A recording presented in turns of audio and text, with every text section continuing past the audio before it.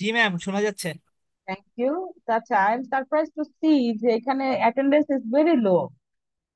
আমি আমি খুব আমি মনে হয় সেকশন সি এর ক্লাস নেই, ঠিক না?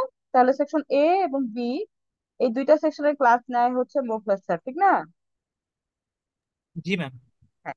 তো দুই সেকশনে সিআর যদি প্রেজেন্ট থাকেন ইমিডিয়েটলি সবাইকে বলেন যেন জয়েন করে। হ্যাঁ, আমাদের এই ক্লাসটা এত আহ আই হোপ 9টার মধ্যে আমি শেষ করে দিব। আপনারা বলেন, আমি ক্লাস নিতে থাকি বা মিনওয়াইল সবাইকে বলেন জয়েন করতে। This is a combined class, তো এটা কেন কেউ জয়েন করবে না?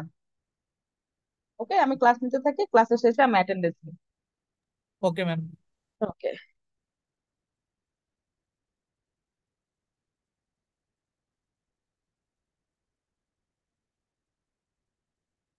ওকে, আমি ক্লাস শুরু করছি।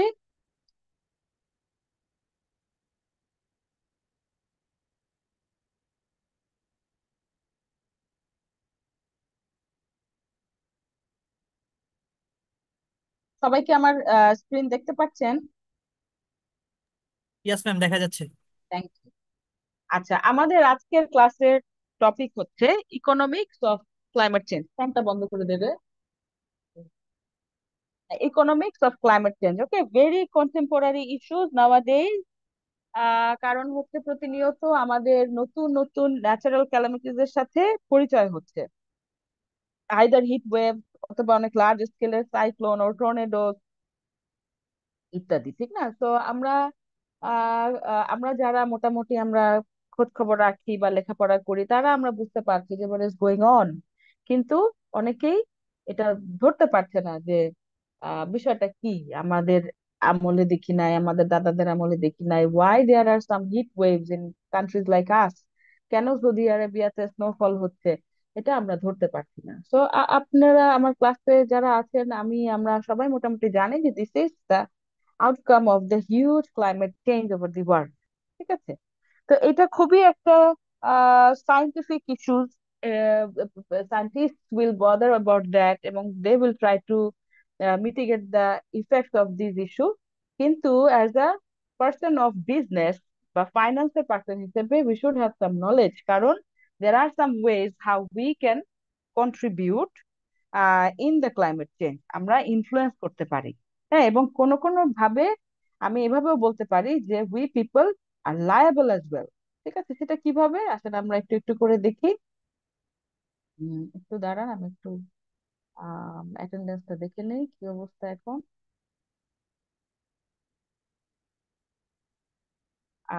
যেটা বলছিলাম, আমার এই স্লাইডটা আমি 2021-এর দিকে বানাইছি, তো এটা একটু আপডেট করা হয় নাই। তো 2021-এ যেই ডেটা আমার কাছে ছিল, on the basis of that we know যে 2020-তে শুধুমাত্র ন্যাচারাল ডিজাস্টারের কারণেই পৃথিবীতে $210 বিলিয়ন ড্যামেজ হয়েছে। হ্যাঁ, 2022-তে তার চেয়ে বেশি হয়েছে, 2023-তে বেশি হয়েছে। আপনাদের মধ্যে যারা নিয়মিত খবরের কাগজ দেখেন তারা আপনারা জানবেন যে ইউএসএ তে আগের চেয়ে অনেক বেশি টর্নেডোজ হয়।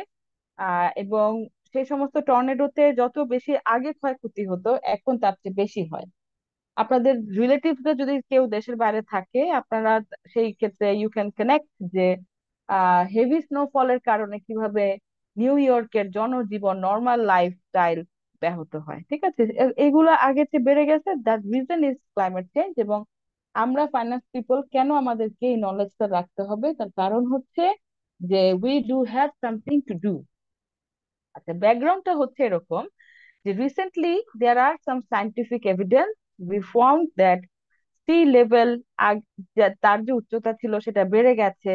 হ্যাঁ, এক্সট্রিম ওয়েদার ইভেন্টস হচ্ছে, এগুলো আমরা জানি। তো there is a panel named as inter governmental panel on climate change. তাদের কাজ হচ্ছে a group of scientists, a group of economists and other people expert on political economy, সবাই মিলে দে আর ফাইন্ডিং যে what can be the future consequences and what we can do.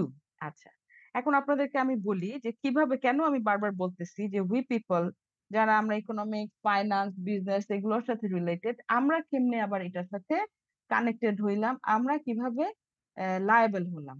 আচ্ছা, আপনারা সবাই industrial রেভলিউশনের কথা শুনেছেন। আজকাল আমরা শুনি ফোর্থ ইন্ডাস্ট্রিয়াল রেভলিউশন।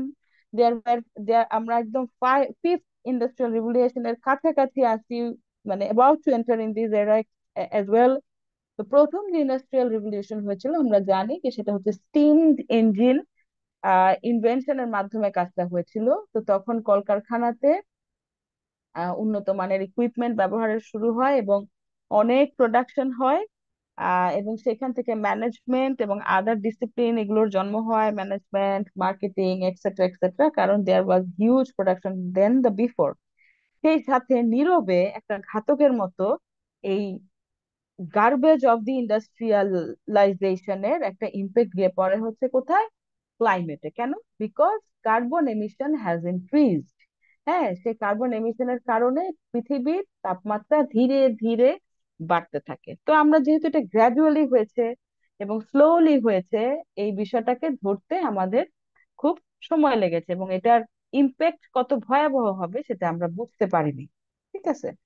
যেমন আমি আপনাদেরকে বলি, বর্তমানে পৃথিবীর যে গড় তাপমাত্রা, হ্যাঁ, বা বর্তমান কথা আমি বাদ দিই, এভাবে বলি, ইন্ডাস্ট্রিয়াল রেভলিউশনের আগে পৃথিবীর যে গড় তাপমাত্রা, তার চেয়ে যদি বর্তমান পৃথিবীর গড় তাপমাত্রা আরো 1.5 ডিগ্রি সেলসিয়াস বাড়ে, তাহলে এই মুহূর্তে আমরা যে ন্যাচারাল ডিজাস্টার দেখছি তার চেয়ে আরো ভয়াবহ হবে। হ্যাঁ, যেমন হচ্ছে it may have, it it it should have, may বলাটাই তো ভুল, ইম্প্যাক্ট অন আমাদের হেলথ, আমাদের প্রতিদিনের জীবন, food security, water supply, economic growth, etcetera etcetera. এবং সেটা যদি 2 ডিগ্রি সেলসিয়াসের বেশি বাড়ে তাহলে আসলে আমরাই মানে নিশ্চিহ্ন হয়ে যাওয়ার একটা চান্সেস আছে। ঠিক আছে?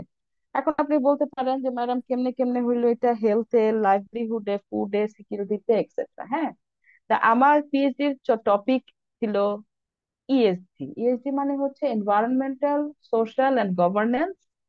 হ্যাঁ, ইট স্ট্যান্ড ফর ইএসজি।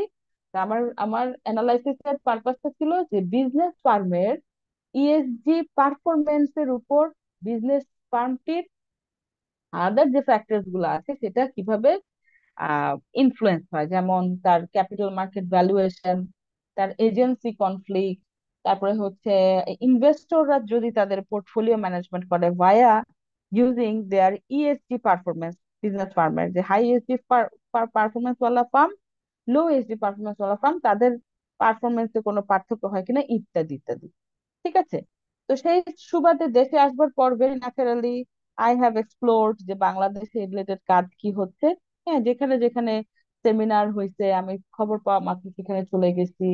ঢাকা বিশ্ববিদ্যালয়ে এরকম ইন্টারন্যাশনাল রিসার্চাররা আছে, আমি সেই সেই সেমিনারে গিয়েছি। বাংলাদেশের কোথায় কোথায় কাজ হচ্ছে মোটামুটি আমি ট্রাই করছি টু অ্যাটেন্ড।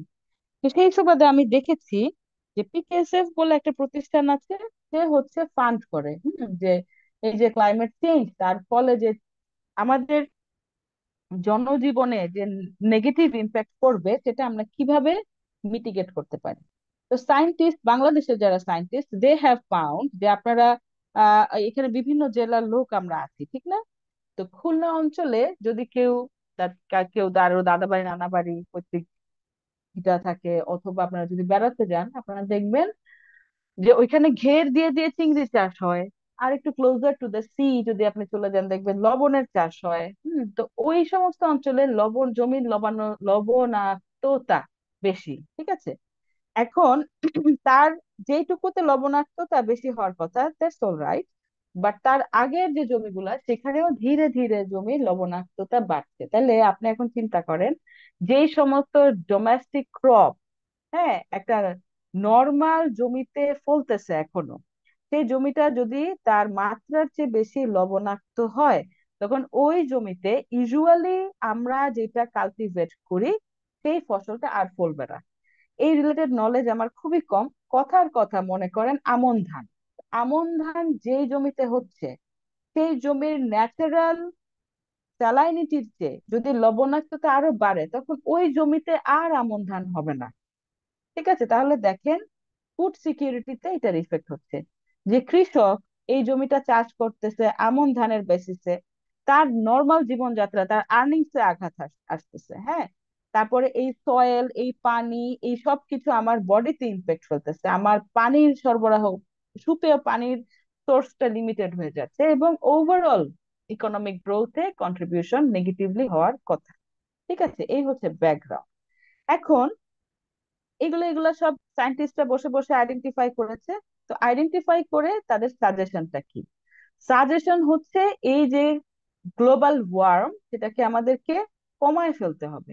হ্যাঁ, একদম কার্বন ফ্রি প্রোডাকশনে চলে যেতে হবে, লো কার্বন টেকনোলজি ইউজ করতে হবে। That is the solution. হ্যাঁ, এখন কিভাবে এটা আমরা করব, এই পরের স্লাইডেই আসবে যে প্যারিস এগ্রিমেন্ট। প্যারিস আপনারা সবাই জানেন, ফ্রান্সের একটা শহর, যেখানে আমাদের সবার মন চায় যাইতে আইফেল টাওয়ারে দ্বারা একটা ছবি তুলতে। That city is popular for this Paris agreement because এই যে আমি বলতেছি না যে climate change related association forum, তার প্রথম সভাটা হয়েছিল প্যারিসে।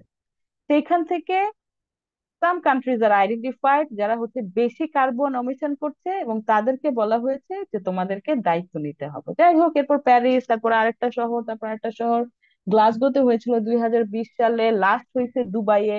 এই ফোরাম গুলা কিন্তু কাজ করছে, এবং কাজ যে করছে তার ইম্প্যাক্ট কিন্তু আছে।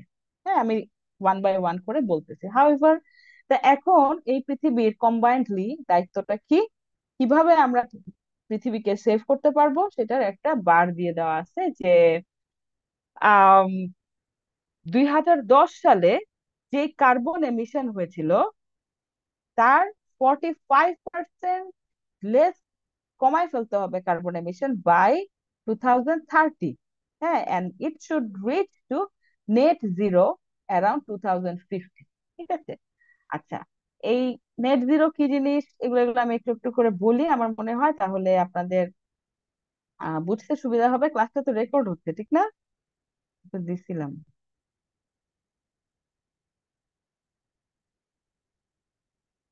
ঠিক আছে। সবাই আমার কথা তো শুনতে পাচ্ছেন, ঠিক না? জি ম্যাম, শোনা যাচ্ছে। ওকে, থ্যাংক ইউ। আহ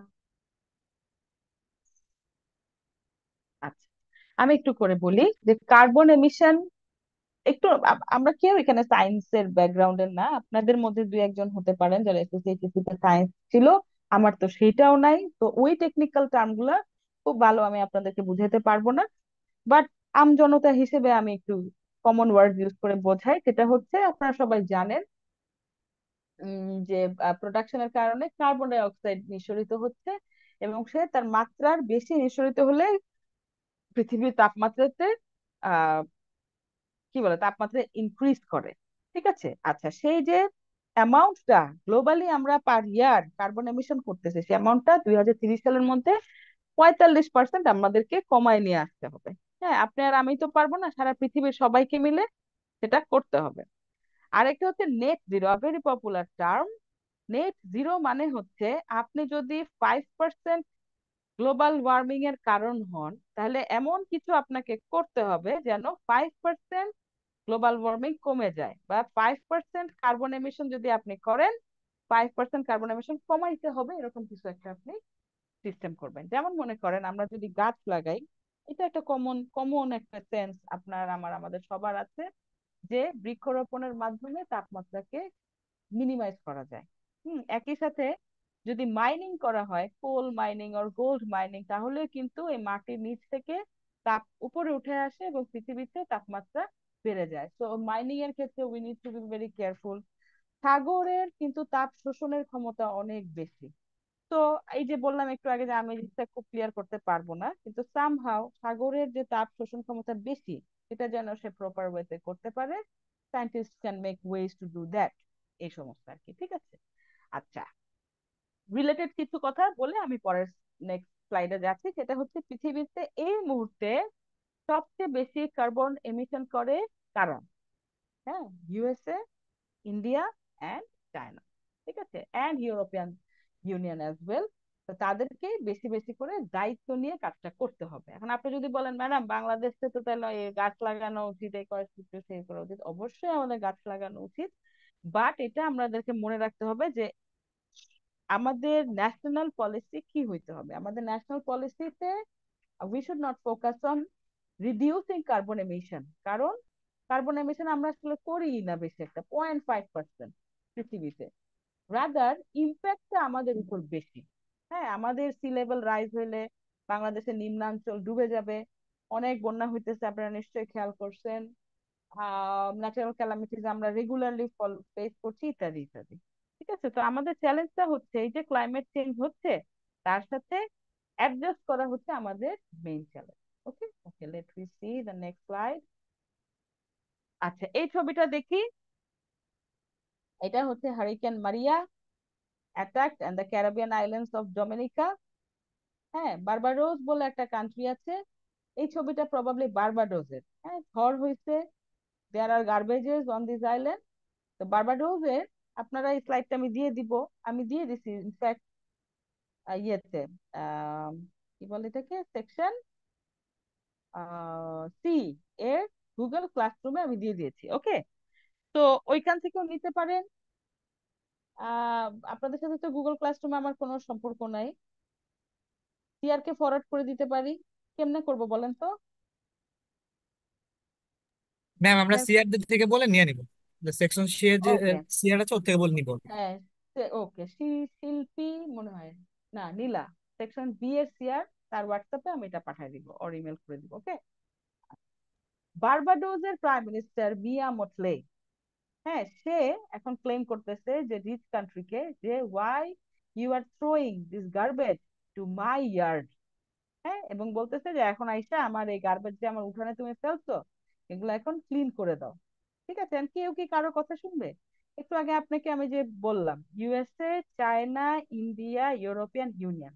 আচ্ছা, ইন্ডিয়াকে আমরা আসলে মানসিক ভাবে ধনী দেশ হিসেবে মনে করি যে আমাদের মতোই, but that is a rich country, ঠিক না? USA, European union, they are most responsible for this heat trap. ঠিক আছে, তাহলে তাদেরকে দেওয়া উচিত ড্যামেজ, কিন্তু সরি ড্যামারেজ, কিন্তু তারা আসলে এই জিনিসটা দিতে চাচ্ছে না। হ্যাঁ, কি কেন, কি হয়েছে সেটা আমি একটু পরে বলতেছি। I hope you are watching my slide. এই ছবিটা দেখেন, এই যে রেড ড্রেস পরা, ওদেরকে কি বলে বলেন তো? Ma'am queen's guard. Moon guards. Right, very good.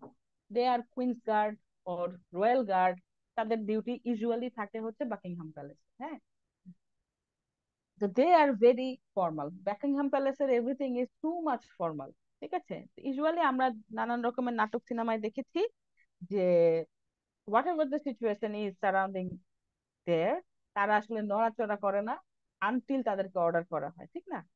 তো সেই পার্সপেক্টিভ থেকে এই ছবিটা ইজ ভেরি শকিং। কারণ হচ্ছে যে রয়্যাল গার্ডকে এত তীব্র দাবদাহ যে তাদেরকে পানি খাওয়ায় দিতে হচ্ছে, এরকম ইউজুয়ালি এইরকম প্রোটোকল তারা ভাঙে না। এই ছবিটাও খুব সম্ভবত 2022 সালে, যখন আমি এই স্লাইডটা বানাইছিলাম, এটা কোনো আপডেটেড ছবি না। তো ওই সময় the temperature was 40 degree Celsius. হ্যাঁ, ইউকে এর পার্সপেক্টিভ থেকে 40 degree Celsius is too much and unmanageable. আমাদের দেশে 40 ডিগ্রি সেলসিয়াসে আমরা কাইট হয়ে যাই, ইউকে তে এটা হিউমিডিটি এত কম যেখানে তার মানে খুবই অসহ্য একটা পরিবেশ সৃষ্টি হয়। তাহলে এটা একটা হিট ওয়েভের একটা মানে রিয়াকশন আমরা দেখলাম। This is a photo of Spain, যেখানে একটা ওয়াইল্ড ফায়ার হয়েছে, যেটাকে আমরা বলি দাবানল। অস্ট্রেলিয়ান এই ধরনের সিনস আমরা প্রায় দেখি। এইসব এইসব ঠিক আছে। একটা তথ্য আমার জানাতে ভুল থাকতে পারে, but so far I know, যে সাহারা মরুভূমির ধুলা, হ্যাঁ, বাতাসে উড়ে ব্রাজিলের অ্যামাজন জঙ্গলের ফার্টিলিটি বাড়ায়। ঠিক আছে, তো যদি সাহারার ডেজার্ট না থাকে তাহলে অ্যামাজন থাকবে না। অ্যামাজন যদি না থাকে তাহলে ওয়াইল্ড লাইফ থাকবে না, ওয়াইল্ড লাইফ না থাকলে নানান রকম সাইকেলের যে চেইন, সেই চেইনটা ভেঙে যাবে। তো উই অল আর কানেক্টেড। হ্যাঁ, এরকম ভাবার কোনো কারণ নাই যে সৌদি আরবে স্নোফল পড়ছে অসুবিধা কি। হ্যাঁ, এরকম ভাবার কোনো কারণ নাই, এই যে চেইনের মধ্যে আমরা আছি, এই চেইনটা ভেঙে গেলে একটা একটা একটা করে সবকিছু কলাপস করবে। হাউএভার, তাহলে এই মুহূর্তে what are the two challenges of climate change? প্রথম হচ্ছে how aggressive should it be in competing climate change, what should our targets be? একটা হচ্ছে how best to achieve those targets, How will our economy have to change, and what are the best instruments for inducing those changes? প্রথম প্রশ্নের উত্তর হচ্ছে যে we need to be very aggressive। হ্যাঁ, যেমন হচ্ছে পৃথিবীর তাপমাত্রা বাড়ছে বাড়ছে, এটা তো আমি নিজে আপনাদের কথা জানি না, অনেকদিন ধরেই শুনতেছি মালদ্বীপ ডুবে যাবে, মালদ্বীপ কখনো থাকবে না। এটা নিয়ে আমি কখনো পার্সোনালি বদার করি না, আমি মারাটারা যাবো, তারপরে এগুলো যা খুশি গিয়া হোক। হ্যাঁ, কিন্তু আমি বেঁচে থাকতেই তো আমি এই অবস্থা দেখতেছি যে ফিলস লাইক 47, এটা দেখা আমার মনে করেন অর্ধেক হার্ট ফেল অলরেডি হয়ে গেছে গরম ফেস করার আগেই। ঠিক আছে, তো we need to be very aggressive, এখন এটা নিয়ে হেলাফেলার দিন শেষ। আচ্ছা, কিভাবে আমরা অ্যাচিভ করব সেটাই হচ্ছে আমাদের আজকের ক্লাসের মূল আলোচ্য বিষয়। একটা একটা করে দেখি। একটু আগে আমি আপনাদেরকে বললাম যে প্যারিস এগ্রিমেন্ট। তো এই প্যারিস এগ্রিমেন্ট হচ্ছে 2015 সালে হয়েছে, এবং তাদের যে নানান রকম কমিটমেন্টস এবং আর্টিকেল 2 সেখানে স্পষ্ট বলে দেয়া আছে যে প্রি ইন্ডাস্ট্রিয়াল লেভেলের সময় পৃথিবীর যে গড় তাপমাত্রা তাকে অবশ্যই তার চেয়েও 2 ডিগ্রি সেলসিয়াস নিচে নিয়ে আসতে হবে। অ্যাটলিস্ট 1.5 ডিগ্রির চেয়ে বেশি বাড়তে দেওয়া যাবে না।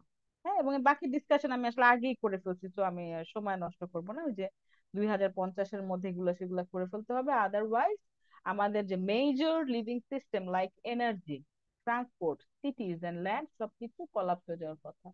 হ্যাঁ, আমরা বাংলাদেশে যারা থাকি আমাদের সবার জীবনে এই electricity and gas play a very significant role.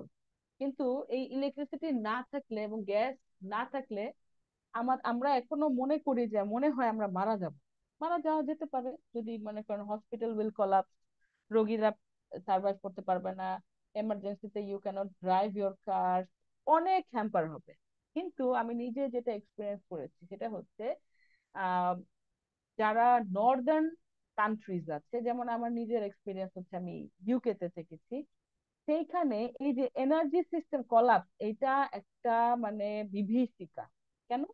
কারণ ওইখানে যে temperature that is so low, -12 degree Celsius. আমি দেখে আসছি কানাডা, আরো নর্থে যান সুইডেন, নরওয়ে, এদের অবস্থা আরো আরো অনেক লো হয়ে যায়, না রাশিয়া, তুন্দ্রা ইত্যাদি। তো ওইখানে আমি যদি 6 ঘন্টা, হ্যাঁ, হিটার ছাড়া থাকি, মরে যাওয়ারই কথা। ঠিক আছে, এরকমই হয়ে যায়, জমে মরে যাওয়ার কথা। তো ওইখানে যখন একদিন আমার হিটার কাজ করে নাই, তখন আই ওয়াজ ভেরি প্যানিক। তো এনার্জি সিস্টেম, ট্রান্সপোর্ট, পুরা টোটাল সিটি এক্সেট্রা কলাপস করে যাওয়া এটা কোনো ভালো কথা না। এবং এই ফান্ডামেন্টাল স্ট্রাকচারাল চেঞ্জ যেন ড্যামেজ না হয়, নিজেদের স্বার্থেই আমাদেরকে জিনিসটাকে সিরিয়াসলি নিতে হবে এবং অ্যাগ্রেসিভ হতে হবে। However, as the people of finance, let me discuss something about how to solve this issue, বা কিভাবে তার সাথে আমরা কোপ আপ করবো, হাউ উই ক্যান কন্ট্রিবিউট। কারণ এই ইন্ডাস্ট্রিয়ালাইজেশন এটা আমাদের এরিয়া, আমরা এই ঘটনা ঘটাইছি ইনডাইরেক্টলি। তো লেট উই ডু সামথিং। আচ্ছা, সেই ক্ষেত্রে স্টিগলিটস, আপনারা সেকশন এ এন্ড বি, আমি যে সি সেকশনে পড়াইছি, স্টিগলিটস এর কথা বারবার ঘুরে ঘুরে আমার ডিসকাশনে আসছে। He is a very favourite person of mine. এই সেই কবেকার সেই স্টিগলিটস নোবেল পুরস্কার পাইছে সেই ভদ্রলোক ইজ কন্টিনিউইং হিজ রিসার্চ, এবং তার যে একটা কমিশন রিপোর্ট সে দিয়েছে 2017-এ, এবং অন্যান্য যে গ্লোবাল ফোরামস আছে তারা এরকম 2-3টা মেথড সাজেশন করেছে। তার মধ্যে the most popular one is the carbon pricing, green investment, এরকম আরো সিস্টেম ডিজাইন ও reform of cities, power grid, interventions in capital market, rules regulation change করা, ইত্যাদি ইত্যাদি সাজেশন তারা দিয়েছে। ওকে, এখন ইন্টারেস্টিংলি এখানে একটা ডিবেট আছে। এখানে আবার ডিবেট কি? পৃথিবীতে গরম বাড়তেছে, সবাইকে বাঁচতে হবে, যা বলছে সায়েন্টিস্টরা তাই করো? নো, সবসময় দেয়ার ইজ এ ডিবেট। একাডেমিশিয়ানদের সাথে সারা দুনিয়ার সারা জীবন ডিবেট থাকবে, কারণ আমরা কথা বলি তথ্যের ভিত্তিতে, হ্যাঁ, স্বার্থ ছাড়া অনেক সময়। আর বাকিদের যার যার নিজের পারপাস, সেই পারপাসে তারা কথা বলে। তো আমাদের ডেটা বলতেছে, আমরা বলতে আমি একাডেমিশিয়ানদের কথা বলতেছি, যারা scientist, they are sort of academician, ঠিক না? আমাদের পার্সপেক্টিভ থেকে আমরা বলতেছি যে বাবা, এই প্রি ইন্ডাস্ট্রিয়ালাইজেশন লেভেলের চেয়ে তাপমাত্রা 1.5 degree Celsius, maximum 2 degree Celsius বাড়লে আমাদের অবস্থা কাহিল। তো এর মধ্যে লিমিট করে রাখতে হবে। হ্যাঁ, অন্যদিকে যারা হচ্ছে সোসাইটাল অপটিমাইজেশনে বিশ্বাস করে, মানে হচ্ছে ব্রেক ইভেন পয়েন্টে চলে যায়, অসুবিধা কি, এইরকম যাদের ধ্যান ধারণা, তারা বলতেছে যে বাবা এত একদম এরকম সিরিয়াস হয়ে যাওয়ার কিছু নাই, 3.5 ডিগ্রি ওর 4 ডিগ্রি সেলসিয়াস পর্যন্ত তাপমাত্রা ইজ একসেপ্টেবল।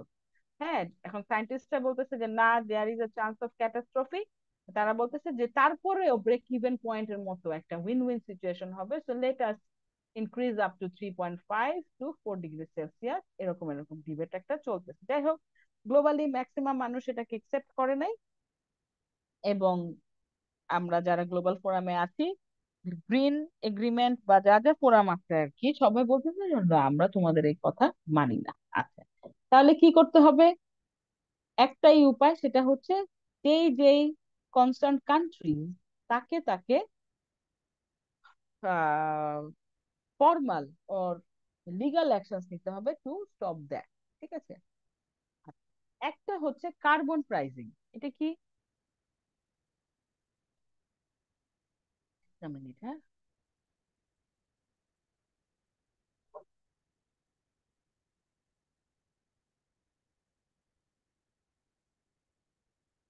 কার্বন প্রাইসিং মানে হচ্ছে, তার মেইন পারপাস হচ্ছে রিডিউস এমিশন। কেমনে? এখানে কি বলছে আমরা একটু পড়ি, হ্যাঁ। Carbon pricing is potting, sorry, carbon pricing is putting a price on carbon in the form of a tax or an emission trading system, or changing the relative costs of low emissions and high emissions product services production method. লিখে দেখাতে পারলে আরাম হইতো। মনে করেন একটা product, হ্যাঁ, তাকে দুইটা কোম্পানি প্রডিউস করে, কোম্পানি এ এবং কোম্পানি বি। কোম্পানি এ যে টেকনোলজি ইউজ করছে বা যে প্রসেস ইউজ করছে, সেখানে কার্বন এমিশন হচ্ছে কম। আর বি যখন প্রোডাক্ট প্রডিউস করছে, তখন তার কার্বন এমিশন হচ্ছে বেশি। তো যার কার্বন এমিশন বেশি হচ্ছে, সরকার যদি তাকে বেশি ট্যাক্স আরোপ করে তার বেশি কার্বন এমিশনের জন্য, দ্যাট ইজ কার্বন প্রাইজিং। হ্যাঁ, অথবা যে এটাই তো ট্যাক্সেশনের মাধ্যমে, অথবা যে এক্সট্রা অ্যালাওয়েন্স এর মাধ্যমে।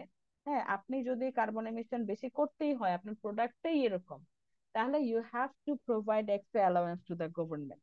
যদি এরকম হয়, that is carbon pricing. Interesting একটা কথা বলি, সেটা হচ্ছে পৃথিবীতে কিন্তু কার্বন মার্কেট আছে। কি মজা না, যে আমি কার্বন এমিশন করব টাকা দিয়ে, এরকম। তার মানে এরকম না যে সে একদম আকাশ পাতাল কার্বন এমিট করে একদম পৃথিবী ধ্বংস করে দেবে, এরকম না। তাকে কনভিন্স করতে হবে গভর্নমেন্টকে যে বাবা, আমার এই প্রোডাকশনের জন্য এটুকু কার্বন এমিশন আমাকে করতে হবে, না I am paying for that.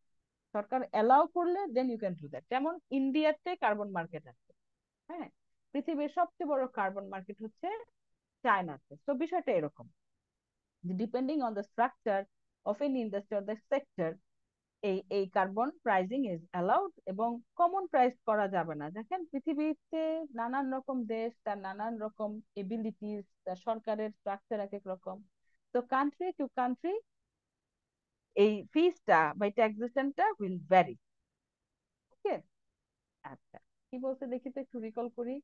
Economist point to carbon pricing as a policy tool that can stimulate innovation and minimize the cost of this transition. তাহলে যেই সমস্ত কোম্পানির বেশি কার্বন এমিশন হচ্ছে, তারা আরো গ্রিন প্রোডাক্ট বা কি বলে এটাকে, প্রোডাকশন টেকনোলজি ফাইন্ড আউট করতে আরো আগ্রহী হবে, এরকম একটা বিষয়। ঠিক আছে? এই আর কি। তারপরে এগুলো এগুলো আছে, আপনারা পড়ে নিয়ে, আমি তো স্লাইড দিয়ে দিব। যে কথাগুলো তখন বললাম সেটা এখানে বলার, এটা ইগনোর করেন এই স্লাইডটা। গ্রিন ইনোভেশন, হ্যাঁ, আমি যে সুপারভাইজার আন্ডারে কাজ করেছি, আমি চলে আসবার পরে তার যে নেক্সট যিনি পিএইচডি স্টুডেন্ট ছিল, নামটা ভুলে গেছি, মার্কোস। মার্কোসের কাজ ছিল about the green innovation. Green innovation মানে হচ্ছে, আমি যে খাবারটা খাই, সেটা প্রডিউস করবার জন্য যদি গ্লোবাল ওয়ার্মিং এর নেগেটিভ ইম্প্যাক্ট পড়ে, তাহলে আমি যদি সাবস্টিটিউট কিছু আবিষ্কার করি, সেটাকে বলে গ্রিন ইনোভেশন। ঠিক আছে, আমি একটা এক্সাম্পল আপনাকে দিই, পরের সাইডে আছে। আইকিয়া বলে, এবং টেসলার নাম তো আমরা সবাই জানি। আইকিয়া হচ্ছে একটা ফার্নিচার প্রডিউসার, হ্যাঁ। তারা তাদের প্রোডাকশনের ক্ষেত্রে এরকম নানান রকমের টেকনোলজিস আর প্রসেসেস ইউজ করে, যেন গ্লোবাল ওয়ার্মিং না বাড়ে, গাছ কম কাটা পড়ে, ফার্নিচারই বানাইতেছে, গাছ তো আমার লাগবেই, মিনিমাম পসিবল গাছ যেন ইউজ করা হয়, কাঠ, প্যাকেজিং এর ক্ষেত্রে, ইত্যাদি ইত্যাদি ক্ষেত্রে। So they are good example who are using this green innovation. Green innovation বলতে আমরা কি বুঝি? Green innovation refers to all forms of innovation that minimize environmental damage and ensures that natural resources are used in the most effective way. এখানে তিন চারটা features এর কথা আছে, এগুলো পরীক্ষায় আসার মতো করে গুছায় আমি স্লাইডে লিখছি। তো আপনি স্লাইডটা দিয়ে দিলে কি বলে এটাকে হাল বাসায় এটা করতে পারবেন। যেমন আমি যদি একটা কিছু গ্রিন ইনোভেটিভ কিছু জেনারেট করি, তাহলে it will reduce negative environmental impact. Target of innovation is a product, procedure, or service or system. It will meet customer expectations while remaining competitive on the market. It considers and innovates the entire product life cycle to develop a green offering. Okay? এখানে একটা example আছে, এক্সাম্পলটা দিয়ে আমি একটু বুঝাই বলি। সেটা হচ্ছে একটু দেখেন, একটা প্রতিষ্ঠান, নামটা আমি এখানে সব দেয়া আছে, আমি এখন রিকল করতে পারতেছি না, আচ্ছা লেখা আছে কেম্বল কুক। ওকে, কেম্বল না, founded by Lawrence Campbell Cook, কোম্পানির নাম হচ্ছে পেভেগন। হাউএভার তারা কিনেটিক এনার্জি প্রডিউস করে ইত্যাদি। তো এই অর্গানাইজেশনের বা এই বিল্ডিং যেখানে তারা বসতেছে, সেখানে যে এনার্জির প্রয়োজন হয়, সেই এনার্জির জন্য তারা একটা অন্যরকম প্রসেস ইন্ট্রোডিউস করেছে। সেটা হচ্ছে মনে করেন এই পেভ জেন, একটা প্যাডের মতো একটা সারফেস। তা আমি বা আপনি যখন এটার উপর দিয়ে হেঁটে যাব, আমাদের এই হেঁটে যাওয়ার যে ফোর্সটা, সেই ফোর্স এই টাইলস এর মধ্যে somehow, আমি তো বললামই যে I cannot explain that technological terms properly, যে কন্টিনিউয়াসলি পাওয়ার জেনারেট করতে পারবে। হ্যাঁ, এই পাওয়ারটা জেনারেট করলে যে এনার্জি জেনারেটেড হবে, সেই এনার্জি দিয়ে এই প্রতিষ্ঠানের সবকিছু চলবে, লাইটিং ইত্যাদি ইত্যাদি, ফ্যান চলতেছে, আহ হিটার চলতেছে ইত্যাদি। তো এইটা হচ্ছে একটা good example of green innovation. হ্যাঁ, আমরা যখন ছোট ছিলাম, আব্বা আম্মার সাথে কোথাও দূরে বেড়াতে যেতাম, তখন আমরা বেবি ট্যাক্সি বলে একটা জিনিস ইউজ করতাম। হ্যাঁ, তা আপনারা মনে হয় এই জিনিসটা দেখেন নাই। এটার পিছন দিয়ে মানে কুচকুচে কালো ধোঁয়া বের হয়ে থাকতো। হ্যাঁ, আমাদের এই তিনটা মোড়, মানে আমাদের বাসা যেখানে ছিল সেখান থেকে মনে করেন সেই সময় সবচেয়ে লাক্সারিয়াস মার্কেট ঢাকা শহরে ছিল ইস্টার্ন প্লাজা। সেই ইস্টার্ন প্লাজা এখন অলমোস্ট গাউসিয়া লেভেলে চলে গেছে, ঠিক না? তো আমাদের বাসা থেকে যখন আমরা ইস্টার্ন প্লাজায় আসতাম, খিলগাঁও থাকতাম আমরা, শাহজাহানপুর মোড়, মগবাজার মোড়, বাংলা মোটর মোড়, এই সমস্ত জায়গার উপরে কালো হয়ে থাকতো, মনে হইতো কি হয়ে গেছে, সন্ধ্যা হয়ে গেছে, চোখে না দেখলে বিশ্বাস করা যাবে না।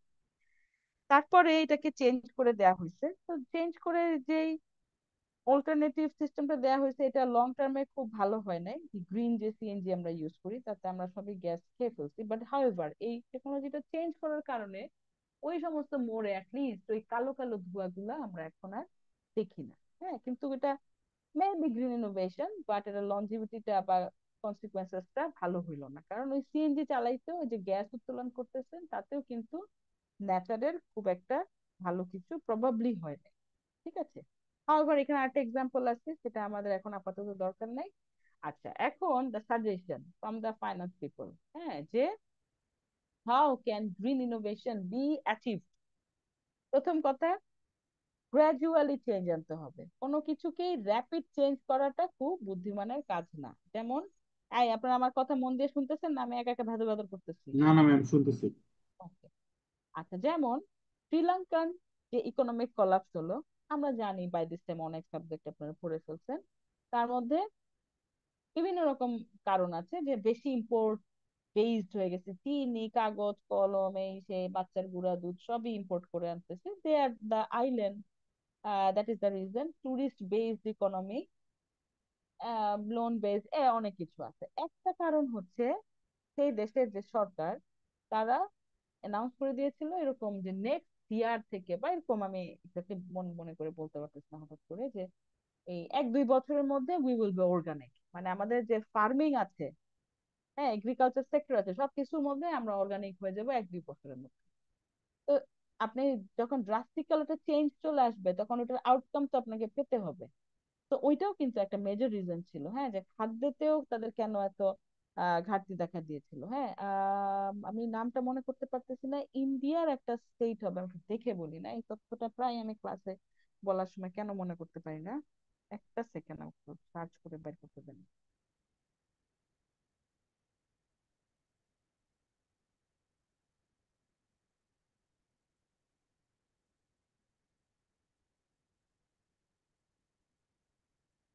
সিকিম।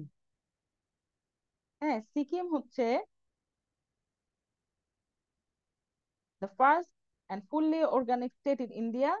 2016 সালে তারা অর্গানিক হওয়া মনে হয় শুরু করছিল, এবং মনে হয় খুব সম্ভবত 2003 সালের, সরি 2003 সালে তারা এই প্রোগ্রামটা চালু করে, এবং 2016 সালে তারা ফুললি অর্গানিক কান্ট্রি হয়ে যায়। দেখেন 13 বছর লাগছে, ঠিক না? এটা একটা কানেক্ট করলাম, জাস্ট একটা এক্সাম্পল দিতে, যে গো গ্রাজুয়ালি, একদিনের মধ্যে কোনো চেঞ্জ আসলে আসার কথা না। Decide on the path that needs to be taken, ছোট ছোট স্টেপ নিয়ে চেঞ্জ করেন, যেমন নিউ র মেটেরিয়ালস আনতে হবে, which should be environmental friendly. যে আপনি অনেক আল্লাহর রাস্তে সার ছিটায় দিলেন, পোকামাকড় মইরা গেল, এটা কোনো সলিউশন নাই, পোকামাকড়েরও একটা পারপাস আছে। আচ্ছা, form professional connections with organizations and stakeholders that have previously earned financial support, মানে হচ্ছে যে আমরা বারবার বলতেছি যে যে বেশি কার্বন এমিশন করছে তাকে কার্বন প্রাইস করো, যাও গিয়ে ট্যাক্স বেশি নাও। কারণ হচ্ছে আপনি যখন একটা অন্যরকম প্রোডাকশনে যাবেন, তখন এটা হওয়ার কথা যে আপনার কস্ট বেড়ে যাবে।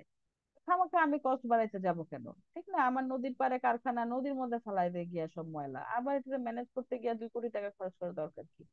তো তাকে মোটিভেট করবার জন্য তাকে কিছু অ্যালাউন্স দেন, তাকে সাবসিডিজ দেন, সাপোর্ট দেন, মোরাল সাপোর্ট দেন, অ্যাটলিস্ট কিছু একটা করতে হবে। যেমন এখানে এক্সাম্পল লিখছে, companies like IBM have established collaborations that enable progress towards environmental goals while giving them a competitive edge over their rivals, মানে সেম ইন্ডাস্ট্রিতে IBM এবং আরো দুই একজন পার্টিসিপেন্টস মিলে কোলাবোরেট করছে, যে তাদের গোল হচ্ছে এনভায়রনমেন্টালি পজিটিভলি কন্ট্রিবিউট করা, যেন বাকিদের যারা রাইভাল আছে, যারা তাদেরকে ফলো করতেছে না, তাদেরকে তারা প্রফিটের দিক দিয়ে, পারফরমেন্সের দিক দিয়ে সুপারসিড করতে পারে।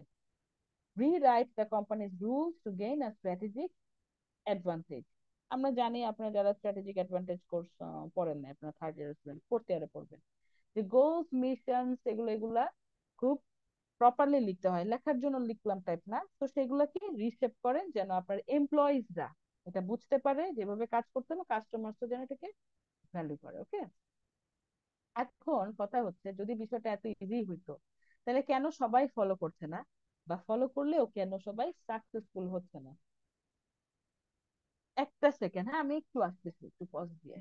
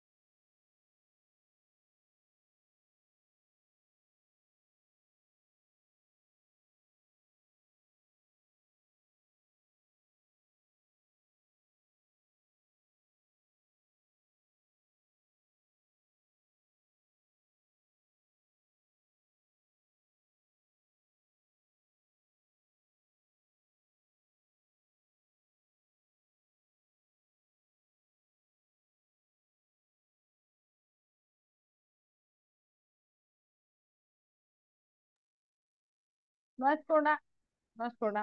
আচ্ছা, আমার কথা শুনতে পাচ্ছেন?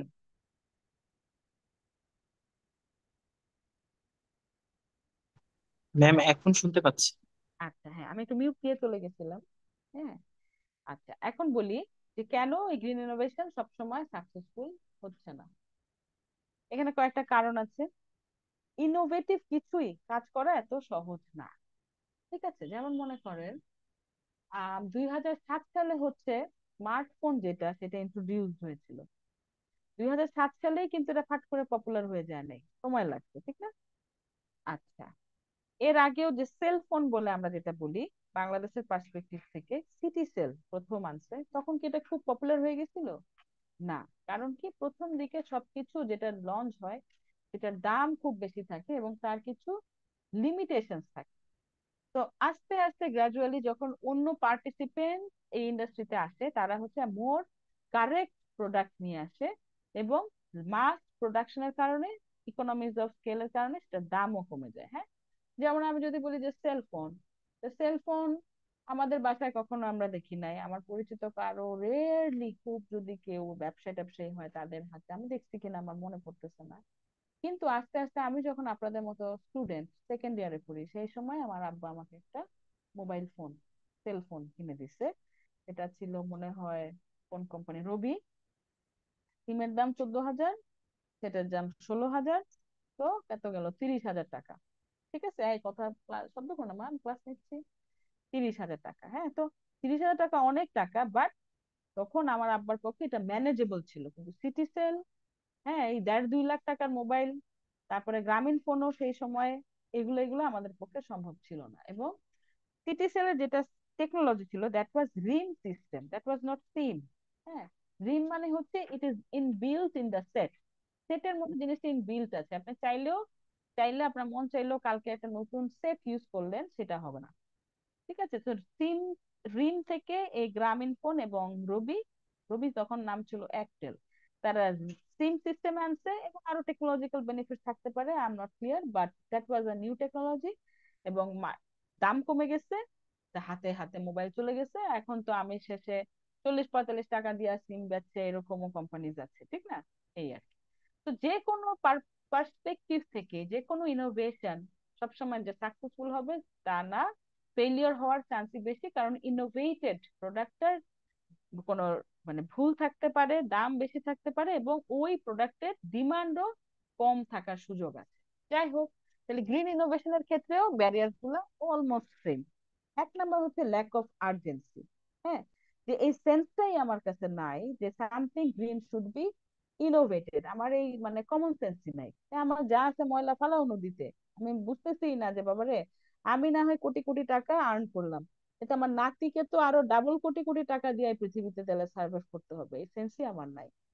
দুই নাম্বার হচ্ছে নেগলেক্টিং 99%। তার মানে হচ্ছে যে বিজনেসেস, আচ্ছা দুইটা কথা তো একই। আচ্ছা, একটা হচ্ছে আমি এটার এমার্জেন্সি বুঝতেছি না, আর দুই নাম্বার হচ্ছে এমার্জেন্সি বোঝা সত্ত্বেও 99% businesses maybe they are neglecting. হ্যাঁ। আচ্ছা, this can damage the company's credibility. Okay, যে তারা হয়তো ভাবছে যে যে আমার কাস্টমার তারাও আসলে আমার এই যে চেঞ্জ আমি করতে চাইছি সেটা নিয়ে বদার্ড না, সো তারা আমাকে যাই হোক, বাংলাদেশে ইএসজি পারফরমেন্স মাপার কোনো ইন্ডেক্সেস নাই বা কোনো সুযোগও নাই। হ্যাঁ, যেন আমাদের অ্যানুয়াল রিপোর্ট থেকে যে আমরা ডেটা নিব যে কোম্পানি এনভায়রনমেন্টালি গুড কিনা, সোশ্যাল পার্সপেক্টিভ থেকে গুড কিনা, সেই সুযোগ আমাদের নাই। গভর্নেন্স ইন্ডেক্স হচ্ছে সেখানে ইনবিল্ট থাকে। ওকে। হ্যাঁ, কিন্তু উন্নত বিশ্বে বাই ল তাদেরকে ডিসক্লোজ করতে হয় যে মিয়া তোমার কার্বন এমিশন কত। হ্যাঁ, সোসাইটাল যে পার্সপেক্টিভ, যে তোমার এমপ্লয় কে কি স্যাটিসফাইড কিনা, ইত্যাদি ইত্যাদি। তো ওইখানে আমার যে রিসার্চ বা আমি রিসার্চ করবার সময় যে সমস্ত পেপার পড়ছি, সেখানে দেখেছি যে customer, shareholder, bondholder, definitely regulatory body, তারা হচ্ছে ভ্যালু করে। অ্যাপল ইনক কোম্পানি, তাদের ESG rate is very high, তো কাস্টমার তাদেরকে ভালোবাসে, shareholderরা is happy to buy their shares, bondholders are happy to buy their bond, ইত্যাদি ইত্যাদি। আর একটা পার্টিকুলার কোম্পানি যার ESG performance is very low, people will not love that company, people will buy less from that company, ইত্যাদি। Even এই যে আমরা মনে করেন ফাইন্যান্সের লোকজন, একটু ফাইন্যান্সের ভাষায় কথা বলি। আমি একটা পোর্টফোলিও ক্রিয়েট করলাম, যে পোর্টফোলিওতে শুধুমাত্র ইএসজি রোবাস্ট কোম্পানিজ থাকবে। হ্যাঁ, যাদের পারফরমেন্স ভালো না, যারা কার্বন এমিশন বেশি করে, ওর কোম্পানিতে আমি ইনভেস্টই করবো না। এরকম যদি দুইটা পোর্টফোলিও বানান, তাহলে আমাদের যেই অ্যানালাইসিস, যেমন বাই এন্ড হোল্ড অ্যাক্টিভিটিস, তারপরে হচ্ছে কি কি করলাম ভুলেও গেছি, Fama MacBeth regression, calendar time regression ইত্যাদি নানা কিছু করে আমরা দেখছি যে যারা হচ্ছে, যে সমস্ত company environmental contribution is good, they are performing good in the capital market as well. ঠিক? তাহলে এইটার ইম্প্যাক্ট আছে, কিন্তু আপনি যদি এটা ইগনোর করেন সেটা তো করলেন। হ্যাঁ, এরকম একটা বিষয়। পেয়ার অফ লসিং কন্ট্রোল, তার মানে হচ্ছে এরকম হইতে পারে, আমার কোন একটা কারণে এখন এক্সাম্পল গুলো মনে পড়তেছে না, সরি, যে একটা প্রোডাক্ট আমি প্রডিউস করলাম নতুন, কিন্তু সেখান থেকে আমার I can lose my control in the industry, এরকম একটা চিন্তা ভাবনা তার হইতে পারে। পরের পরের যে দুই তিনটা পয়েন্টস, এগুলো আসলে একভাবে বলে ফেলা যাইতো। তো যাই হোক, আমি যে পেপার থেকে নিছি ওরা আমরা ভেঙে ভেঙে লিখছে, মানে ব্যাপারটা হচ্ছে সেম, যে আমি যে নতুন গ্রিন ইনোভেটিভ প্রোডাক্ট মার্কেটে আনলাম, এটা সাকসেসফুল নাও হইতে পারে, এনাফ রেভিনিউ নাও জেনারেট করতে পারে, তাইলে ইন্ডাস্ট্রিতে আমার যে বিরাট একটা মার্কেট শেয়ার ছিল এটা কমে যেতে পারে। That is the fact. ঠিক আছে, এই সমস্ত আর কি। আচ্ছা, আমরা মোটামুটি আমাদের ক্লাস শেষের দিকে, দেখি তো আর কি কি আছে, ছোট ছোট দুই তিনটা কথা আছে। এটা হচ্ছে গ্রিন ফাইন্যান্সিং এর কিছু মেকানিজম যেটা মানা যেতে পারে। যেমন পাবলিক সেক্টরের ক্ষেত্রে, মানে সরকার, সেন্ট্রাল ব্যাংক, তারা কি করতে পারে, তারা হচ্ছে গাইডলাইন্স দিয়ে দিতে পারে, হ্যাঁ, যে এই যারা গ্রিন ইকোনমিতে কন্ট্রিবিউট করছে তাদেরকে আমি ওই যে বললাম সাবসিডিজ দিব, ট্যাক্স রিবেট দিব। এটা হতে পারে। গ্রিন বন্ডস থাকতে পারে, গ্রিন ইন্স্যুরেন্স থাকতে পারে। হ্যাঁ, গ্রিন বন্ডস হচ্ছে বাংলাদেশে এরকম ডিক্লেয়ার দেয় গ্রিন বন্ডস মনে হয় আছে, সুকুক বন্ড বলে একটা আছে। আমি যতটুকু জানি কিছু ট্রেজারি বন্ড ইস্যু করা হয়েছে টু ফাইন্যান্স সাম গ্রিন প্রজেক্ট। ঠিক আছে, আমাদের দেশে মাইক্রো ক্রেডিট সেক্টরে নাই, কিন্তু এটা হওয়ার কথা। মানে আমার পার্সোনাল অ্যানালাইসিস বলতেছে যে রুরাল, যারা নদীর সাইডের যে জনবসতি বা সাগরের ঘেঁষা যে জনবসতি, সুন্দরবনের যে জনবসতি, তো তাদের লাইফ ইজ ইন থ্রেট। ঠিক না, সাগরের উচ্চতা বেড়ে যাচ্ছে, নদীতে বেশি ভাঙ্গন হচ্ছে, ঝড় বৃষ্টি হচ্ছে। তো ওই পার্টিকুলার কমিউনিটিতে মাইক্রো ক্রেডিট সার্ভিসেস বেশি করে দেয়া যেতে পারে, তাদের বেঁচে থাকবার উপাদান প্রোভাইড করা যেতে পারে, তাদেরকে অল্টারনেটিভ লাইফ সিস্টেম সম্পর্কে তাদেরকে ট্রেন আপ করা যেতে পারে। এগুলোই দেখছি বাংলাদেশে ঘুরে ঘুরে, হ্যাঁ, এগুলো কাজই হইতেছে যা দেখলাম আর কি। দেখা যাক। তো এই স্লাইডে ওই গ্রিন বন্ড কি, কি কি গ্রিন ইন্স্যুরেন্স হতে পারে আমাদের দেশে এখনো নাই বলে দিলাম, বাট খুব পরিষ্কার সিম্পল ল্যাঙ্গুয়েজে লেখা আছে। কমিউনিটি বেসড এন্টারপ্রাইজেস কি হতে পারে, এই যে একটু আগে আমি যা বললাম সেটা লিখে দেওয়া আছে, আপনারা পড়বেন। Let's talk something about Bangladesh. Bangladesh যেটা বললাম যে আমি দেশে একবার, এই আমি কি সেকশন এ বি তে জীবনেও ক্লাস নেই নেই 27 ব্যাচে? जी मैम निशन तो। কি কোর্স পড়াইছি আমি ম্যাম বলেন তো? আমাদের অ্যাকাউন্টিং ফার্স্ট পড়াইছিলেন সেমিস্টারে ম্যাডাম অ্যাকাউন্টিং, একবার। প্রিন্সিপাল অফ ও, অ্যাকাউন্টিং। ওই যে বাজে করে পড়াইলাম যে কোর্সটা। জি ম্যাম। না ও, जी ম্যাডাম। मैम। ওই যে ওটা আমাকে জোর করে দিছে পড়াইতে, কি করব। আচ্ছা, তাহলে আমি বলি, তাহলে তো আপনারা জানেন, চিনেন আমাকে, আমি ভাবছি আপনারা আমাকে চিনেন না। আচ্ছা, যাই হোক, যেটা বলতেছিলাম যে আমি দেশে আসবার পরে আমি ভাবলাম যে যেই জ্ঞানী আমি হয়ে গেছি, এখন এটা কি করা যায়। তো তখন ওই যে বললাম না যে আমি এই ফিল্ডে কি কি কাজ হয়েছে, আই ট্রাইড টু এক্সপ্লোর। তো আমার একটা ধারণা ছিল যে Bangladesh is not concern about that, হ্যাঁ, যে এই ক্লাইমেট চেঞ্জ হয়েছে, এখন আমাদের কনসার্ন হওয়া দরকার।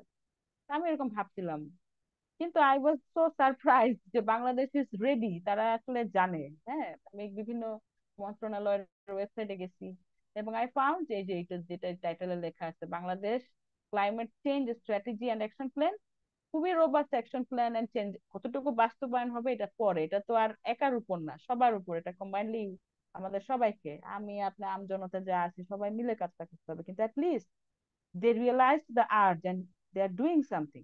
এটা একটা বিষয়, হ্যাঁ। আচ্ছা, এই এই টপিক শুরু করার আগে আপনারা তো আমার পরিচিত লোকজন, আপনারা আমার নেচার জানেন, একটু গল্প বইলা নেই। সেটা হচ্ছে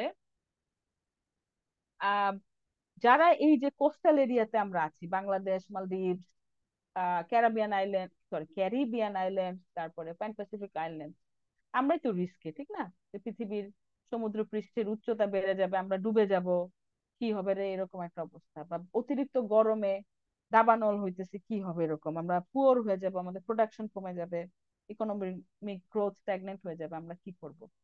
এদিকে এই যে তিন চারটা দেশের নাম বললাম, দে আর মোস্টলি লায়েবল। আমার এইখানে স্লাইডের লাস্টে একটা কথা আমি লিখছি, এইখানে আমি বলছি, দেখেন 2 নাম্বার পয়েন্টে, এই কাজ করতেছে কেন? Despite producing only 0.56% of the global emissions, changing our climate, Bangladesh ranks seventh on the list of countries most vulnerable to climate devastation, according to Garment Watch 2021 Global Risk Index. এটার মানে কি? মানে আমাদের নিজেদের দোষ হচ্ছে 0.56%, অথচ ক্ষতি হইতেছে সেই লিস্টে আমাদের অবস্থান হচ্ছে 7। মানে আমরাই বেশি ক্ষতিগ্রস্ত হবো, আমেরিকা কানাডা ওদের কিছুই হবে না। তো সেই ক্ষেত্রে এই যে প্যারিস এগ্রিমেন্ট বা বিভিন্ন ফোরাম, সেখানে এখন আমাদের মূলামূলিটা কি নিয়ে হচ্ছে? দিব্য, আমি ক্লাস নিচ্ছি এখানে, ঠিক আছে? আমাদের ইয়েটা হচ্ছে, আমরা ক্লেম করতেছি যে যেই ক্ষতি America, European union, China, India আমাদেরকে করলো, সেটার ক্ষতিপূরণ দাও, ঠিক আছে? তুমুল মূলামূলির মধ্যে এই সমস্ত উন্নত বিশ্ব বলেছে যে আমরা কিছু টাকা দিব, $100 মিলিয়ন দিয়ে দিব, কিন্তু তারা এটাকে ক্ষতিপূরণ নাম দিয়ে দিতে রাজি না। কেন? তারা তো লিগ্যাল বাইন্ডিং চলে আসবে, ক্ষতিপূরণ দিচ্ছে, তারা বলছে আমরা ডোনেশন দিব। কি রে, আমরা ডোনেশন চাইছি তোর কাছে? তো বলছে ডোনেশন দিব। যাই হোক, এটা নিয়ে আমরা লং টার্ম বার্গেন করতেছি, এই হচ্ছে অবস্থা। তো বাংলাদেশের অবস্থানটা এই মুহূর্তে হচ্ছে যে বার্গেন করে এই যে ক্লাইমেট ফান্ড, এটার আমাদের যে পাওনা টাকা, সেটা যেন আমরা নিয়ে আসতে পারি, এটা হচ্ছে আমাদের চ্যালেঞ্জ। এবং টাকা পাওয়ার পর সেটা যেন প্রপার ইউটিলাইজেশন হয় এই যে কোস্টাল এরিয়াতে বা নদীর পাশে, রিভার কোস্টের পাশে যারা আছে, তাদের জীবনে, ওভারঅল আমাদের সবার জীবনে। ঠিক আছে, যাই হোক, আগের কথায় ফিরে যাই। কিন্তু উন্নত বিশ্ব ইউজুয়ালি এগুলা মানতে চায় না। বিবিসিতে একজন প্রেসিডেন্ট, নামটা ভুলে গেছি, একটু বলি স্টোরিটা, দেখি স্টুডেন্টদের মধ্যে কেউ জানে কিনা। আহ একটা ইন্টারভিউ দিতেছিল যে তার দেশ খুব উন্নত হয়েছে, সুন্দর ইন্ডাস্ট্রিয়ালাইজেশন হচ্ছে, it is improving day by day. কিন্তু একটা পর্যায়ে গিয়ে আপনার ওই বিবিসির যিনি উপস্থাপক, সে বলতেছে, এই মিয়া, তুমি যেহেতু ইন্ডাস্ট্রিয়ালাইজেশন করলা, তো তোমার তো কার্বন এমিশন করতেছো, তখন কি কি করবা এগুলা? তখন সেই president or prime minister of that country বলতেছে যে, who are you to asking me that? হ্যাঁ, যে তুমি বিবিসির উপস্থাপক, তুমি আমাকে এই কথা জিজ্ঞেস করতেছো? ভালো করে গিয়া খোঁজ নাও যে আমার দেশের ওই কর্নারে যেই আহ, কি বলে এটাকে, কি বলে রে, ট্রি প্ল্যান্টেশনের মাধ্যমে যে বনায়ন, সেটা আগের চেয়ে এত পার্সেন্টেজ আমরা বাড়াইছি। তো তুমি আমার দিকে আঙ্গুল তুলতেছো, রাদার তুমি যে দেশে, সেই দেশের লোকজনই তো গ্রিন এমিশনে লেস কন্ট্রিবিউট করছে। আমি নামটা কি বলতে পারবেন আপনারা কেউ? একটু দেখে বলি, একটু আগেই তো দেখলাম। BBC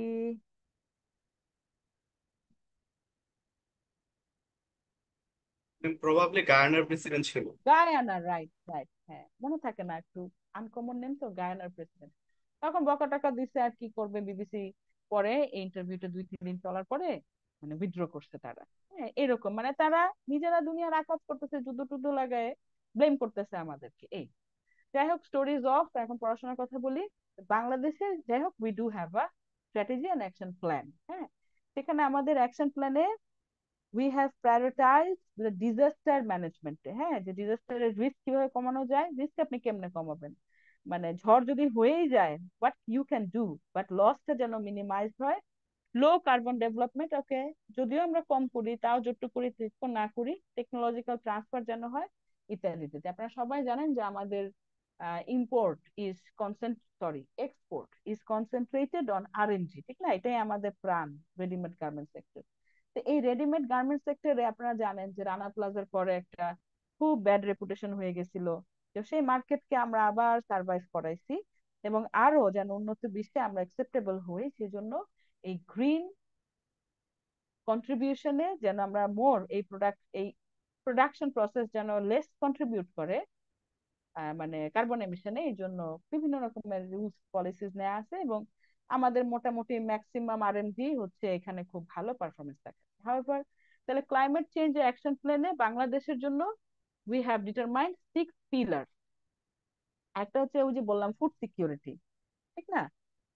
social protection and health. হ্যাঁ, আমার নানি বাড়ি হচ্ছে শরীয়তপুর, ঠিক আছে? আমাদের আত্মীয় স্বজন নানা বাড়ি যখন একসাথে হয় তখন দে সারভাইভ, তারা খুব ভালো একটা কাজ করছিল যে তারা লেখাপড়ায় ইনভেস্ট করছিল, দে আর ডুইং গুড জব, তারা শিক্ষিত, কিন্তু তাদের যে ঘর বাড়ি ভেঙে নিয়ে গেছে, এই যে তাদের একটা আফসোস, এই আফসোসটা তাদের সবসময় থাকে। এই গল্পের মধ্যে তারা আম্মারা যখন গল্প করে, "এই আমার দাদার ঘরটা এরকম ছিল, এরকম একটা আম্মার যে প্লেট গুলা ছিল, তো এগুলো ভেঙে নিয়ে গেছে নদী।" তো সোশ্যাল প্রোটেকশনটা এনশিওরড হয় নাই, ঠিক আছে?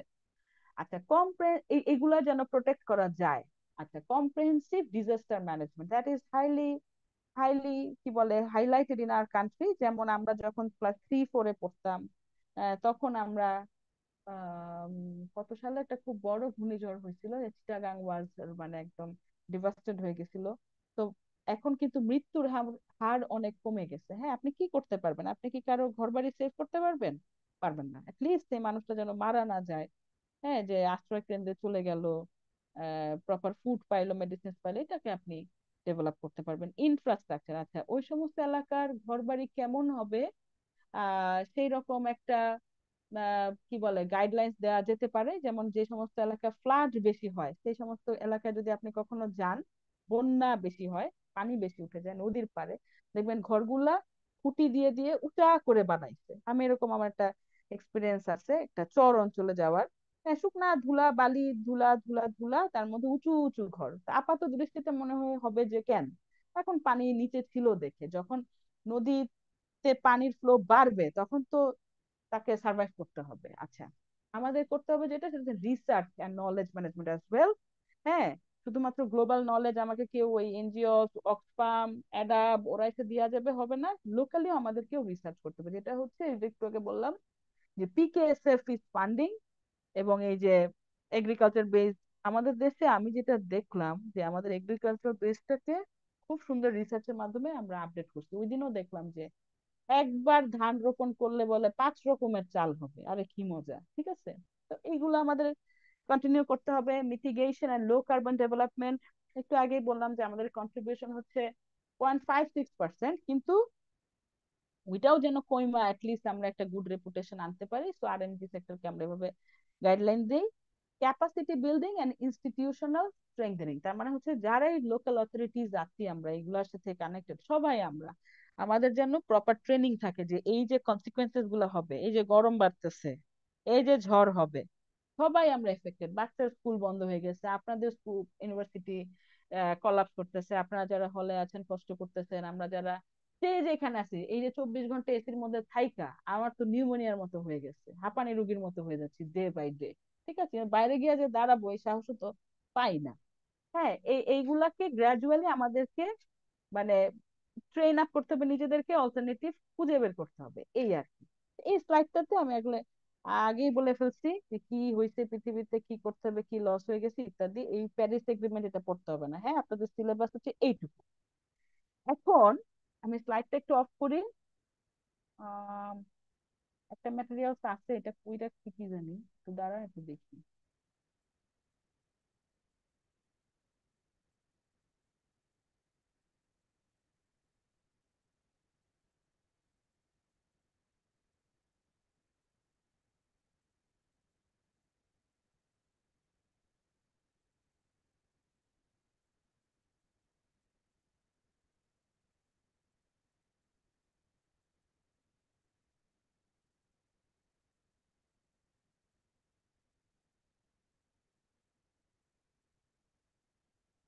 আচ্ছা,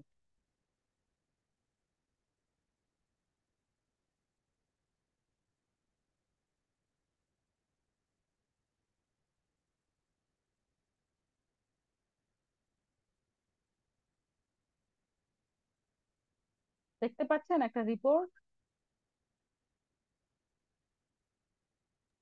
জি ম্যাম। আচ্ছা, এটা হচ্ছে ওয়ার্ল্ড ব্যাংকের একটা রিপোর্ট, country climate and development report. এই রিপোর্টটা ইজ পার্টিকুলারলি ফর বাংলাদেশ। ঠিক আছে, এই রিপোর্টটাও আমি সিআর কে পাঠাই দিব। বা সেকশন সিআর কে এখনই বলে দিচ্ছি, সামহাও আমি আপনাদের পর্যন্ত এটা পৌঁছাবো। তো এটা একটা দেখা যাচ্ছে অনেক পেজের একটা রিপোর্ট। অবশ্যই এটা পুরাটা আপনাদের পুরা একদম কিছু করে ফেলতে হবে না। এইখানে লাস্টের দিকে 7-8 পেজ আমি ওই বলে দিয়েছি আমার যে সেকশন, একটু ছোট করে দিই, আমি একটু খুব বুঝতে পারতেছি না। আমি স্ক্রল করে, আপনার ক্লাস ইজ অলমোস্ট ডান, ওকে, আর 2-3 মিনিটের মধ্যে ছেড়ে দিব।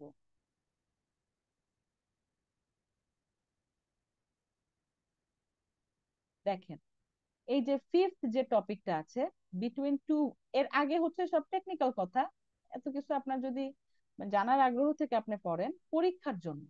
হ্যাঁ, পরীক্ষার জন্য আপনি পড়বেন হচ্ছে যে ফিফথ যে item, between two waves, climate and development priorities, এইটার আন্ডারে কিছু টপিক আছে, আমি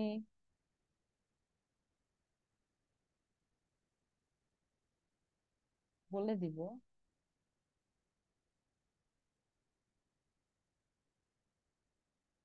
আমি পেজ নাম্বারটা বলে দিব, হ্যাঁ, আমি ওই সেকশনে পড়াইছি যে আমি কোনটা কোনটা বাদ দিছে এখন মনে পড়তেছে না, এখন দেখে মনে হচ্ছে সব আছে, তো সব অবশ্যই থাকবে না, আমি সেটা লিখে দিব।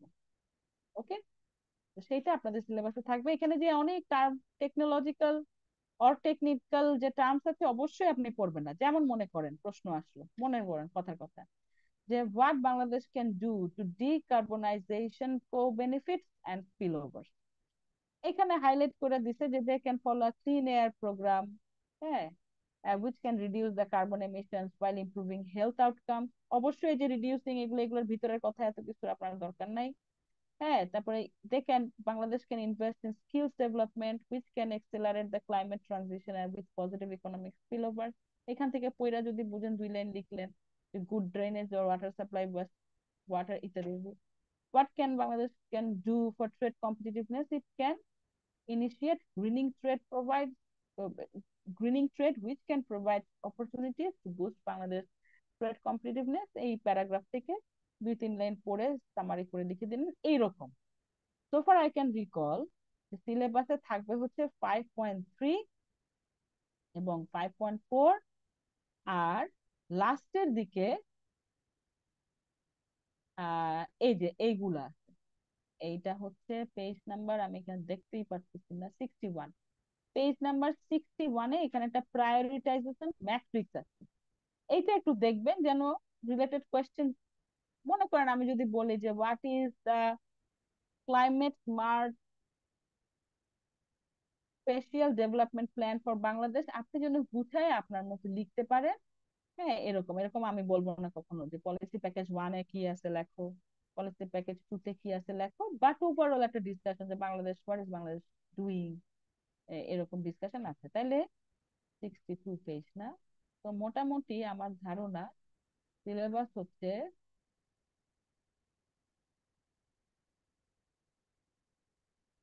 পেজ নাম্বার, এই তো বলেই দেই, I am clear, page number 51 থেকে 62, এই লাস্ট 10 পেজেস। ওকে, তাহলে এই রিপোর্টটা এবং এই স্লাইডটা আমি সিআর কে হোয়াটসঅ্যাপে পাঠিয়ে দিই। ক্লিয়ার আপনারা? ক্লিয়ার? জি ম্যাম। ওকে, আপনার চ্যাট বক্সে রোল নাম্বারটা লিখে দেন, আমি আসি। Best wishes for your exam. আর আমরা একটা আপডেটেড কোর্স আউটলাইন বানিয়েছি, যেখানে আমরা অনেক কিছু পড়ানোর প্ল্যান ছিল না, যে পড়াই ফেলছি, যেমন মোখলেস স্যার টোডের বই থেকে একটা চ্যাপ্টার পড়াইছে, আমি হচ্ছে ইকোনমিক্স অফ ক্লাইমেট চেঞ্জ পড়াইলাম। তো এইগুলো লিখে আমরা একটু মডারেট করলাম, আপডেট করলাম আমাদের কোর্স আউটলাইনটা, সেটা আমি কালকের মধ্যে আপনাদের কাছে পৌঁছায় দিব ইনশাল্লাহ। ঠিক আছে, সবাই ভালো থাকেন। Thank thank you you. Ma'am. Thank you. Ma'am লিখেন। ম্যাম আসসালামু আলাইকুম। ওয়ালাইকুম আসসালাম। ম্যাম আমাদের ফার্স্ট মিডের মেকআপ মিটটা কবে নেওয়া হবে? ম্যাম আমি আপনাকে ইমেল করেছিলাম আমার